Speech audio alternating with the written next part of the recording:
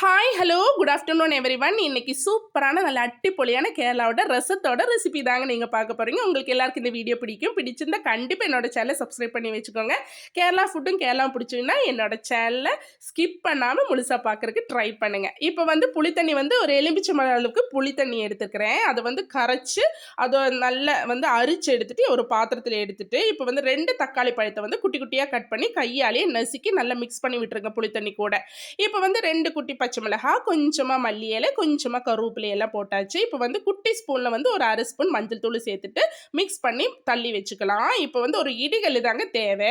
இதில் வந்து பெப்பர் ஒரு 1 1/2 ஸ்பூன் பெப்பர் போட்டிருக்கேன். அதுக்கப்புறமா ஒரு அரை குட்டி ஸ்பூனில் வந்து சீரகம் சேர்த்துக்கிறேன். இப்போ வந்து 2யும் வந்து இடிச்சு எடுத்துக்கலாம். கொரகொரப்பாக வந்து இடிச்சு எடுத்துக்கோங்க. இப்போ வந்து இந்த ஒரு கன்சிஸ்டன்சியில் இடிச்சு எடுத்துக்கோங்க.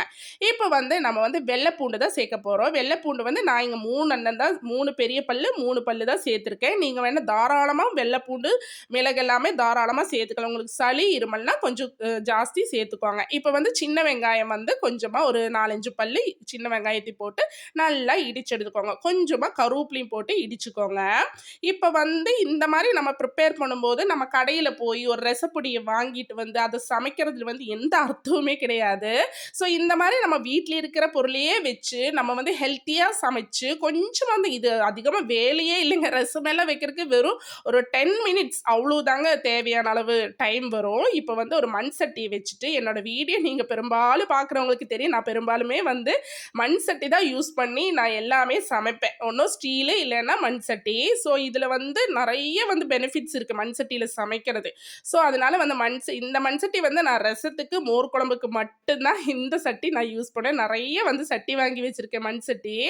இப்போ வந்து தேங்காய் எண்ணெயில் வந்து வெந்தயம் சேர்த்துட்டு நல்லா பொரிஞ்சதுக்கு அப்புறமா வெள்ளைப்பூண்டு, வெங்காயம், மிளகு, சீரகம், கருவேப்பிலையில இடிச்சு வச்சிருந்தோம் இல்லையா, அந்த மிக்ஸை வந்து அந்த வெந்தயம் நல்லா பொரிஞ்சதுக்கு அப்புறமா மிக்ஸை போட்டு நல்லா வதக்கி எடுத்துக்கோங்க. வதக்கறதுக்குள்ளேயே நல்ல கம கம கம கமன்னு கிச்சனே வந்து வாசனை தூக்குங்க. அவ்வளோதான். இவ்வளோதாங்க ரசத்துக்கு, வேற எதுவுமே வேண்டாம். அப்புறமா வந்து நம்ம வந்து புளி, தக்காளி, பச்சை மிளகாய் எல்லாம் மிக்ஸ் பண்ணி வச்சிருந்தோம் இல்லையா, அந்த மிக்ஸை வந்து இதை நல்லா கம கமன்னு வாசனை வந்து நல்லா முருகனதுக்கு அப்புறமா அதில் மிக்ஸில் ஊற்றிக்கலாம். இப்போ வந்து கொத்தமல்லி கொஞ்சமாக போட்டுக்கலாம். தேவையான அளவுக்கு கல்லுப்பு சேர்த்துக்கலாம்.